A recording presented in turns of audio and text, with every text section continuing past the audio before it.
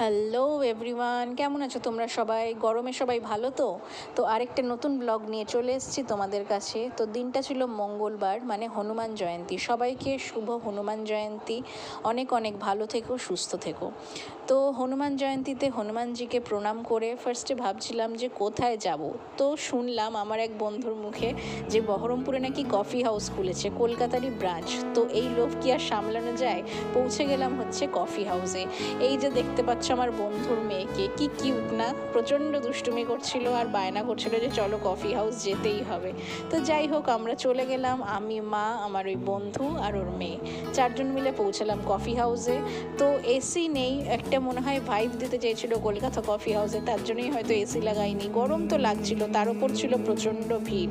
তো তোমাদেরকে মেনুটা অ্যাটাচ করলাম, তোমরা একটু পজ করে দেখে নিও মেনুগুলো আর তার রেট যেটা ছিল সেটাও। তো আমরা অর্ডার দিয়েছিলাম হচ্ছে